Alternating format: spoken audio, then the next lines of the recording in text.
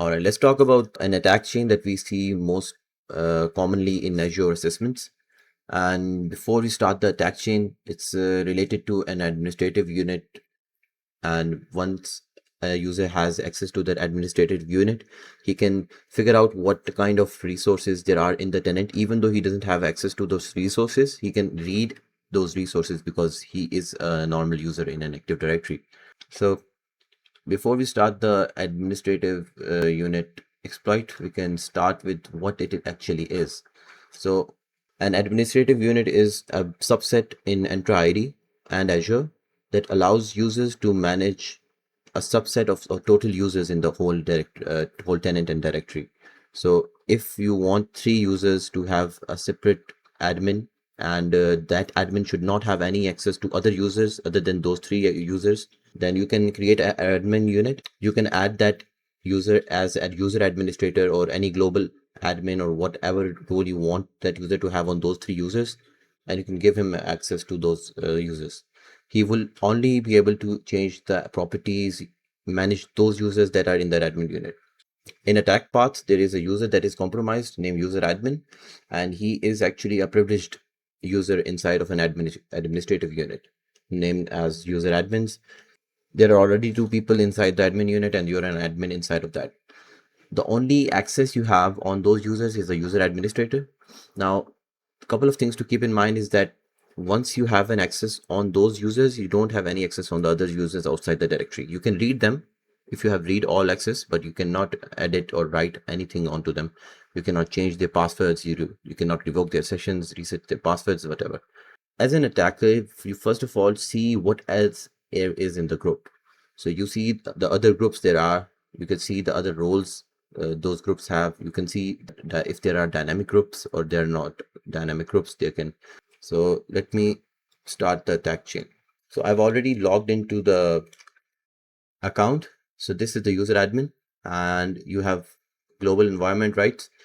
But something you should understand is this scope. Administrative unit.read all. This is the scope that you are currently in.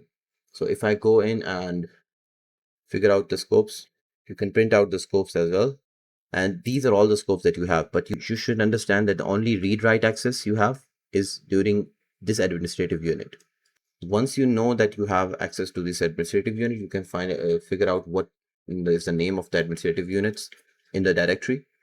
So you can simply use get g directory administrative units. So we can see that we have user admins and DSA, DASD. This is a random group. We don't need to enumerate it right now. So user admins, we see that there is a ID attached to it. So what do we do? So we figure out what is the admin, what is the role we have on one of these admin units. So we simply used mg user scoped role member of and our user ID. We're just getting the user ID, and when we're querying the mg scoped user, because we want to see only those administrative units that we have admin rights on. So it gave us this OC17, and we can see that in this display, there is actually an administrative unit that we have access to. So this is the administrative unit, and we can match this up with this. So we have a right of this on it. We can already enumerate the users inside of this administrative unit using the GUI. For instance, if I go back to my administrative unit, you can see that there are 2 user administrators. So we have 2 people inside of this user admin's administrative unit, and you can see I am logged in as the user admin. So this is the only scoped account that we have. Now to see what properties it has and what the users look like, we can go to the properties, and pretty normal job title, cloud engineer, department IT operations. Now some things to look after is every user you enumerate, you have to check the properties, because if the properties of this user are edited, they exist. Most of the times they don't exist, right? But in a tenant, if these properties exist, this means that this is a good baseline on which all the other users are managed. So every other user might have different properties, but these are the 2 types of properties that are changed. So if someone's not in this administrative unit, they might have a different property, but only property that would be changed is the job title and department. So that's something to look after. And this also begs a question. Maybe there are dynamic groups in this tenant, and we can exploit the conditions on that dynamic groups. And maybe we can add the users from this administrative units into those dynamic groups. We can simply edit the properties, and you can automatically move those users from the admin unit to the dynamic group. So let me just check if we have a dynamic group inside of this tenant. All right, so we have dynamic groups, app admins group, and its ID is this, and the condition also, because of this query that I ran, where it's just finding out the types of group types object to have actually this string, which is dynamic membership, and it's printing out these fields for this whole query. So we get the membership rule, which is actually the condition. If any user gets to have this condition in their properties, they will automatically be converted to a member of this group. So user department should be equal to Orion, maybe a project name, and user job title should be app admins. So dynamic testing is another dynamic group, but I don't think there is anything important in it. You can also test this out, but app admins group looks like it has something to do with an admin, and maybe in this group there are privileged roles. So one more thing about privileged roles is that you see in Entra ID, there are two types of groups, assigned groups and dynamic groups. Assigned groups are those groups where you assign a role to those groups, and you can assign multiple roles to that group. Any user inside of those groups will always inherit the group role. So if you give a contributor role to a group, the users inside of those groups will already inherit contributor role. Same goes for Azure RBAC. If there is a Azure RBAC assignment you want to give on a resource, you can completely do that. It's totally doable and legal, but some things are different in Azure RBAC if it comes to dynamic groups, to admin groups. It doesn't allow users to give access to dynamic groups. So you cannot give a global admin, or you cannot give a user administrator these types of roles, or any type of roles per se, to a dynamic group, because there is a condition. Only those conditions, if they match, the user will be automatically inside the group. But in Azure RBAC, there is no such thing like that. Even if a dynamic group is assigned to a resource as a contributor, it is allowed. We can assume by the information that we have that maybe this app admins group has access to a privileged resource, and this is the condition that has to be met for users to be inside of this group. Let us edit the users that we already have. We have already seen that in, let me show you one more thing. If I go back to Entra ID, mind you, this is the administrative unit user admin, not the tenant level. So we are only user admin inside of this tenant, inside of this administrative unit. So if I go to users, if I try to any other user other than those two users that we saw, I cannot edit the properties. I can only monitor them and properties. I can see the properties, but I cannot edit them.